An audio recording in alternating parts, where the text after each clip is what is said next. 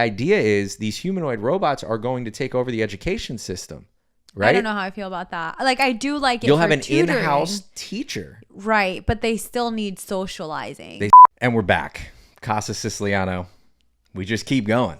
They can't get rid of us. So we took a little hiatus. Yeah, spring break kind of. Spring break, and then it was a struggle bus trying to get back into it, but we're here. Yeah. Got a new camera lens, so testing this thing out. We put that one on you today. Oh yeah. So yeah, the Canon's on me. Okay, I'm gonna try to. We got that one comment where oh gosh, the guy or girl that they said ask a question then answer it yourself. Oh yeah. That's because that's what I've been doing. Yeah. So we're going to try to not do that today. I mean, but what I am going to do, so I'm going to change the order then. I'm going to say a couple of facts, then ask the question. Okay. And then you fire away. Okay. Okay. All right. So I've obviously been in a weird AI mood lately. So that's been interesting. So learning a lot. You know what I mean? I mean, fully automated a few of our companies now. We built out AI systems, custom GPTs, agentic agents to essentially run some of the businesses and cut down on overhead. So anyway, AI is huge right now. So check this out. Okay. The APA found in 2025 that 69% of adults cite misleading information as a major source of stress. This all plays into AI throughout the episode, but we're going to start here. More information has not made people calmer or clearer, right? And then the CDC says about 1 in 3 U.S. adults report feeling lonely, and about 1 in 4 report lacking social and emotional support. So even with constant connection online, many people still feel detached and unsupported. So, you know, and I say this too, like, anytime you bring up some weird stuff, what do I always say? I'm like, what's the source? Yeah. Right? Who's the source? Yeah. And I'm like, Google. Yeah. But there's so many misleading sources out there. Yes, I know. And that's, you know, that's kind of what the APA is citing when they say on that first one that 69% of adults cite misleading information. Right. As a major source of stress. So anyway, the question is, are we living with more information and less meaning? Right?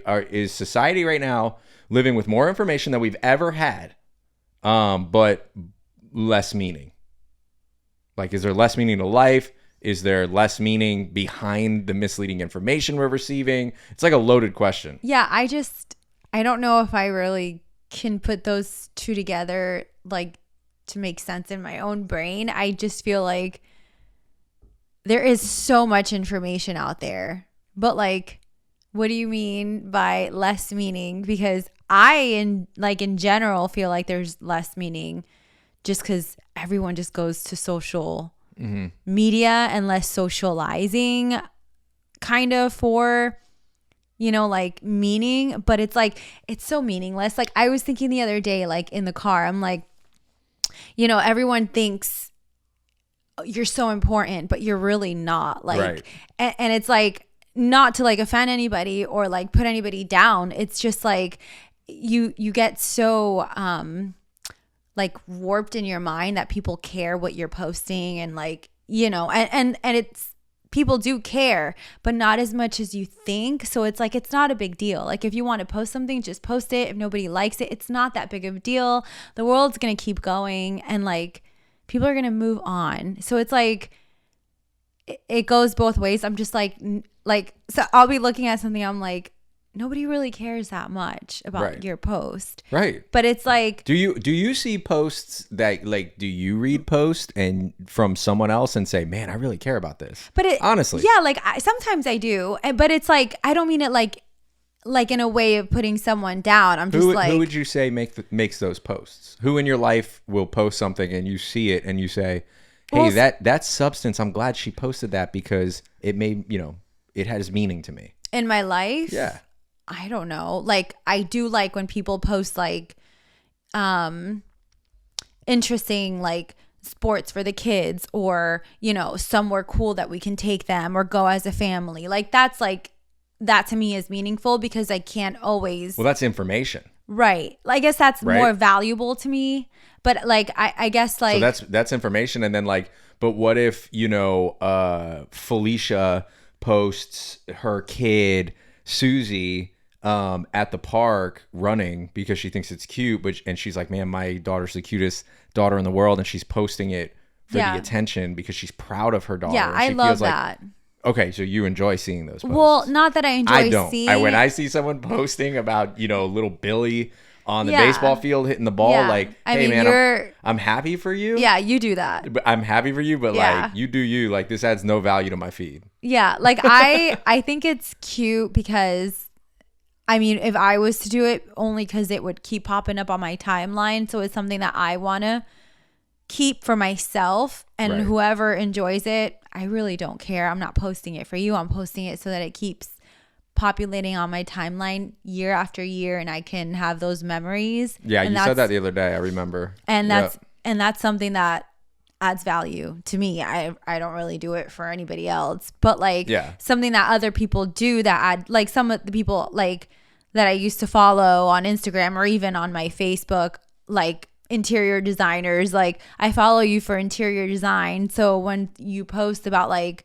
something that's irrelevant, I'm like, okay, skip, but it's like, it's good that, like, I guess it's good that they post, because you never know, like their family might be looking at it, or their friends, and they find value in it. Well, so check this out. Like this podcast, I mean, the point of it isn't necessarily for information. Right? Like it's more just come hang out. Yeah, me and you shooting the shit together. And hopefully people want to hang out in Casa Siciliano. Yeah. However, sometimes we do have facts on here. Like we mentioned about the bacon with the carcinogens, and we actually got a lot of engagement from that. Yeah, people were all bacon over. Is a sad story. They were all over us. They were like, "You will not take my bacon away." And I'm like, "Okay, well, we clearly struck a nerve here." Which there are brands coming out that are preservative free, like carcinogen free. Yeah, that are taking out the nitrates or whatever it is. Yeah, that's the nitrates. Yeah. Carcinogen free. It's and not so, a carcinogen. Right. When you take the nitrates out. And it's like, that's one of the things that made me really sad, because I love like a sandwich, and you're like, we can't have processed meat. And I'm like, oh no. Bro, and how do we make it on our own? I'm the cold cut king. Like when we go to the beach Friday for Good Friday. Yeah. Oh, we can't have cold cuts. There's no meat. I'm gonna have a heck of a tuna sandwich. Let me tell you right now. But grounding this back is like, we do throw some information out there, but we're more entertainment. But the airwaves are flooded. You know why? Because technology has made it so easy for us to create content. Right. And like AI made it so much easier for all these different sources to distribute content by the masses at scale. And I just feel like there's so much information out there, but there's less meaning. Like, when I'm on my social media feed, I'm reading articles about faked moon landings and like how dark matter, we're learning more about dark matter, and we're like, who's the source? Again, I'll go back to that. Who is the source of this article? Like, is it valid? No, it's more information. Yeah, you're just. But there's less meaning to it. Right. You know what I'm saying? Right. Like that's people are just posting whatever they feel like posting, whether it's factual, it's kitschy, so people stop and view it, and so they get the views anyway, whether it's true or false. Dude, and somebody can fact check us on this, but like, I keep seeing about the creatine, right? Yeah. Like someone from your family keeps posting about the creatine, and I'm like, I just remember creatine at in high doses caused kidney stones. Like I remember that. Like my dad went through that, and I'm like, man, I don't know. Like, so what I do is I look at the source. Yeah. And these sources aren't credible. And that's just one example. Like, I mean, I've posted things too from sources that probably. Yeah, I've read that. It's actually really good for you. Well, but you've read, perfect example. I think you've read those sources that are being posted. Yeah. And it's not like it's Mayo Clinic. You know what I mean? Like, it's not something valid. Right. So could it just be me, talking BS on the podcast about bacon and nitrates because I read something and I'm relaying it, and it might not be entirely factual. You might not be seeing the full other side of it. The studies that validate those affirmations of creatine's good for you. You know what I mean? Yeah, I think it's a balance, and that's not really. I mean, I'm sure the fitness people of the world are. They love their creatine. They know. Yeah. No, but they've researched like how much should I have? Like, you know, it's like you have to know exactly how much to take for your body weight, et cetera, et cetera. Nobody cares. I mean, that aside, that was just an example. But like nobody really cares about. Nobody really cares. This is saying. like little Billy on the baseball field. Like we don't know a Billy, right? Like a kid Billy, not an adult Billy. We know an adult Billy. No. Okay, I'm making sure I'm not gonna like offend anybody. Like you really have it out for this kid. Because I'll be quite honest, like I post Little Easton on the baseball field, but yes, I know what I'm doing. Do. Honestly, dude, I know what I'm doing, and I know nobody cares. Yeah, but I'm proud of him. Right. That's why I do it. Yeah. Anyway, rabbit hole. So check this out. Pew reported that a majority of teens have used AI chatbots for schoolwork, and 12% say they've gotten emotional support from them. That means AI is not just a tool anymore. It's creeping into thinking and feeling as a society. These are teens, mind you. Pew also found that Google users were less likely to click links with an AI-generated summary when those AI-generated, like Gemini, Google's really good at that, like the AI Google dive deeper with AI, it says. Right. So Pew also found that Google users were less likely to click links that were AI generated, like the summaries, to repeat all that, sorry, that appeared in the results. That suggests AI can make information feel easier while reducing the amount of deeper exploration people actually do. So what I gather from that is just basically, to summarize it, is when we go on Google, like we used to have to say, how many gears is in a real motor sprocket? And then it'll tell me, and then I'm like, okay. Side Google. Yes, side Google. And then you go into, side Google. What is a gear motor sprocket? Yeah. I'm thinking G, I have G&G on the brain. But, and then I go deeper and I'm like, what's better, stainless steel or blah, blah, blah. Yeah. Well, basically now AI is spitting out just kind of like the full gamut of what you need to know. It's giving you such a comprehensive answer that there's no need to critical think for the follow-up questions, right, to occur. Okay. So it's spitting out, we're getting less kind of search results because we're getting such quality answers out of AI. So that's interesting. But again, the first one was that the teens are using AI chatbots for schoolwork, and that 12% said they've gotten emotional support from these AI chatbots. That's crazy. Is AI making people more powerful or more passive? I think it's making them more passive because you're just coping with whatever AI tells you instead of like talking to someone and getting your power back. I feel like, I don't know, I don't like that statistics. It makes it's scary that people are just going to be turning to AI for advice and for like life decisions, which you've done. Oh yeah. Like you turn how to cut out alcohol. I've done everything. I did how to cut out alcohol. I did a custom GPT that scraped the entire Old Testament and New Testament. And now it gives me biblical advice, business advice. Right. Right. It gives me biblical advice for business. So I thought that was pretty cool. Yeah.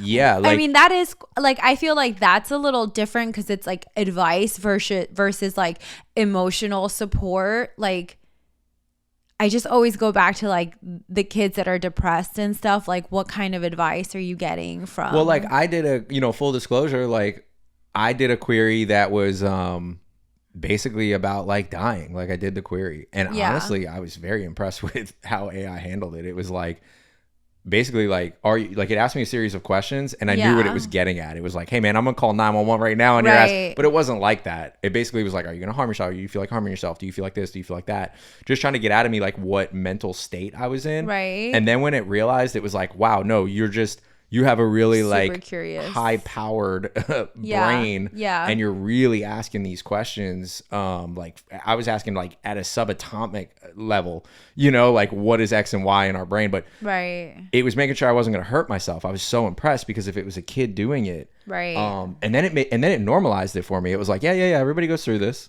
AI said like, whoa. You're totally cool. This is normal. Everybody goes through it first and foremost. So like, I was just impressed with the feedback it gave me.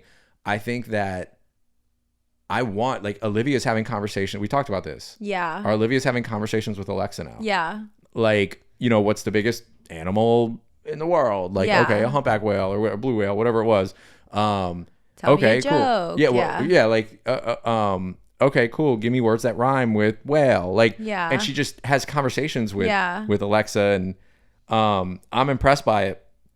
I think she's getting smarter because of it, and I think for the people that are too scared to turn to someone else, like me, like, I don't believe in psychologists. You know that. Like, nobody's messing with my mind. No mind control over here.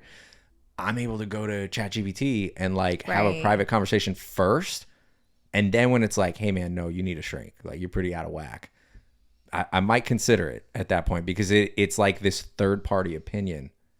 That's my take on it. And I think that's making me, you know, on the more powerful side, like my board of advisors that I created, my custom GPT board of advisors that follow Alex Hermosi, Grant Cardone, Gary Vaynerchuk, and Robert Kiyosaki. Like, literally, they're programmed to which is cool. Which they're is like the best. Crazy over the top. That's the best board of advisors you could have. Yeah. And it's given me some great advice, and we've grown our companies because of it. So anyway, that's my take on it.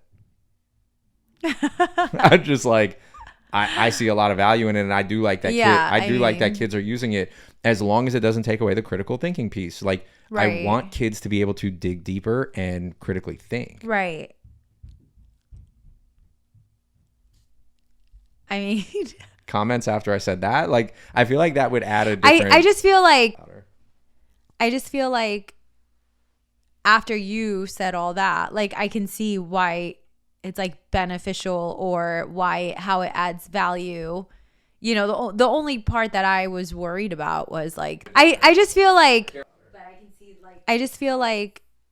your point after you said all that, it's not always like the sad suicidal, like, yeah, you should kill yourself, like, how, you know, like, because we've all heard the stories where it's like so turned to, like, AI and it told them how to, like, you know. Yeah, like, think about the 12% that turned for emotional support. Right. You know why they turned?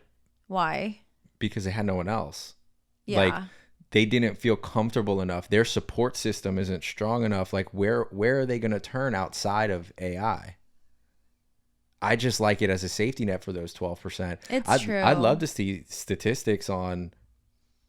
I mean, we spit out that one statistic, though, that the suicide rates are up. You know what I mean? So, like, I'd love to really see someone dig deep into the study and correlate, you know, self-harm statistics to AI use, right? Yeah.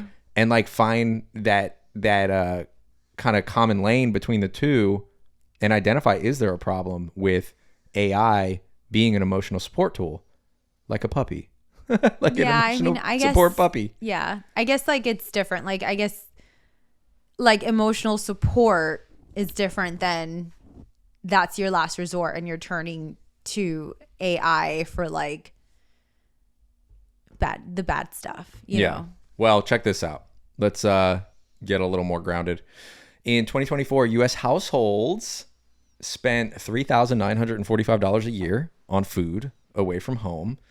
And that includes restaurants, takeout, delivery, out of 10,169 of their total food spending. So almost half, like 40%. Okay, let's call it 40% spent on restaurants, takeout, and delivery. So convenience is no longer like a side habit, like a luxury anymore. It's a major part of how these families are living. The CDC, CDC linked research published in 2025, they found that teens with higher non-school screen use, so screen use when they're not at school, so screen use outside of school, were more likely to report worse sleep, less physical activity, more anxiety and depression symptoms, and lower social and emotional support, which is kind of what I was just asking for in regard to a statistic. Convenience tech often removes friction, but not the bill that shows up later, right? Like, not the, not it's going to remove the friction of the now, Right. right? Like no pain, no gain. Right. But not, me having people skills and talking to you face to face and now being able to run a Fortune 500 company because I have those people skills. Right. So is convenience changing human character? And this kind of, again, that's why I said all the topics kind of do circle back to AI, because AI is helping on the convenience side of this conversation. Right. So like, has convenience changed human character? Is it changing our character that all of these things are so accessible and we can get them instantly at the snap of our fingers? I mean, I think so. I agree with this. I mean, the screen time statistics, I do feel like kids should be out socializing, playing, imagination, like rather than they're on their screens all day at school and then they come home and they're on their screens. Like they're just being fed. I mean, nonsense. I see the stuff that's on there. I'm just like, what is happening? Well, the Italian, not necessarily Italian, but brain rot. Brain rot. Yeah, right. the brain rot content on is so bad. Like we just watched Easton watching, what did the little character say? About it was okay to, or that was a same sex. Oh, he's like, everyone wants same sex like relationships or something like that. Yeah, something along those lines. And I was like, not only is this brain rot, not only is the content like brainwashing them into watching more, but like we don't even align with it in the least. You know what I mean? Well, I mean, I think children should be children and they shouldn't have to even be talking about relationships. Like why? Right. My son is 5. Right. And then like they say that the colors they're using, the body proportions, the depth, in the 3D animations, like all of these, they are psychology tricks to get the kids to keep watching, hooked, right? To get hooked, because then YouTube's making more money from the advertisers. Yeah. Right? Because the kids are watching more, so they're going to go through the ads, usually skip the ads. Yeah. But those mid-roll ads, they're still going to see them, right? And these content creators that are creating the brain rot are profiting from it, which is out of control. Yeah, it's crazy. I mean, our daughter wants to be a YouTuber, but she wants to be a YouTuber so bad. Yeah. There's just a lot of, I'm trying to teach her, like, there's a lot of post-production that goes into it. Right. Although there are some cool AI editing tools out there that are becoming more prominent and easier to use. Yeah. So I don't know, who knows, but yeah, she wants, L is for Livy. Like the channel's out there. We just haven't posted anything yet. Anything like professional yet. Yeah. But yeah, like the convenience of takeout, the convenience of Amazon has gotten way better over the years. The convenience of information at your fingertips, like the convenience of schoolwork, like, right? Yeah. Everything is just at our fingertips. So it is changing human character. Everybody wants it and they want it now. When they don't get it now, we feel like we're losing our minds. Yeah, it's true. I just feel like sometimes there's something that I want and I'll go to like Amazon and it's like, 2 days. I'm like, well, what if I get it shipped from Walmart, and then I'm just like, oh, well, like trying to see how fast I can get it. And it's pretty crazy because when Amazon first started, like delivering stuff. Yeah, remember that? And it was like, whoa, what do you mean? Like, yeah. And then the membership was only $15 for the year. Like, and now it was it's $116. Like, oh wow, if I order it today, I'll have it by the end of the week. Like, that's crazy. Like, it's so cool. And now we're like, oh my God, Amazon's like 2-day wait now. What's going on? It used to be like overnight. Yeah. And like, we're just so spoiled. But for me, Pew also found that 21% of US adults regularly get the news from social media influencers, aka you. You're part of that 21% for sure, including 37% of adults ages 18 to 29. So more people are getting their understanding of reality from personalities, not institutions. So this actually backs up what I said at the beginning of the episode.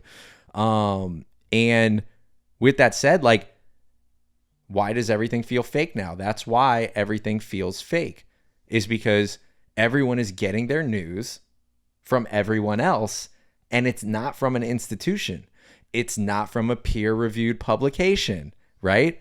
It's telephone game. I said this, they said that. I'm getting the information, maybe from an institution, and I'm going to post it, and then someone else is going to cite it and post it slightly different, and then someone else is going to cite it and post it slightly different.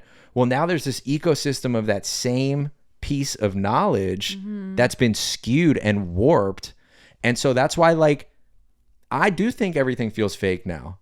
Like, I don't think it's really hard to find statistics or posts that are genuine and that are accurate from peer-reviewed journals or studies from institutions. Yeah. What do you have to say? Like, you do get your stats. Like, why? What's the why? Like, well, you do get your stats from social media. I just feel like, yeah, like I'll get like general information and I'll come to you and I'll be like, oh, hey, did you hear da da da da da? You know, like to see like, is this right? You know? But and then what do? I usually fact check it. Yeah. I usually say no if I know. Whose source? Yeah. Or like you'll tell me, or I'll fact check it. If you I'll double Google it. Yeah. But I do follow, like, I have like people on my Facebook that like I do, like, they do post like their news or their updates, and I will sit there and watch them because I like the way that they talk about, you know, things that are happening. But I also know that there's two sides to every story. So it's like something that they have, like someone else is going to talk about it in a totally different Well, what if I told you this? What if I told you this? Like the CDC says X. Yeah. Or if I told you Wellness United says X. Like, right for me, right off the jump, I'm trusting the CDC, even though like they might not be the most accurate source. They've been wrong many times. Yeah. There are studies being conducted. There's phase 1, 2, 3 trials. Right. You know, it's following a scientific method. Up to that point. That's right. But fact, Wellness Unite or Wellness Society.info. Yeah. You know, they're not conducting studies. They're not from peer-reviewed journals. And like, I smell it. I could see it on social media. Most of what even like people in our own ecosystem, friends and family are posting is not true. You know what I mean? And like, but that's why like, I think you being off of Instagram is so healthy, you know? Yeah. And for me now, like I see it and I just scroll past it because I know it's not valid. I mean, that's how it almost got to the point where it's like before on Instagram, like they just feed you so much stuff, like even people that you're not following, or I mean, it's just like ad after ad after ad after ad on there. So it's like more information and less meaning. Yeah, right. That's what it's like, I didn't even ask for this. Why are you guys giving me? Like, it means nothing, literally, to me. Yeah. So, I mean, that's why, I mean, I do like Facebook because of that. Like, it's literally like whoever I follow or subscribe to, like, that's who I see mainly. Yeah, no, I get it. Anyway, so it was just a quick one. Just a quick one on this episode. Like, I just wanted to touch on kind of like more information, less meaning. I know we talk about it a lot, and you know, you do show me things a lot, so I thought I'd bring it up. And then like, you know, we've talked about it on prior episodes too, about children and their dependence on AI and how that's going to shape our children's upbringing and their future as adults.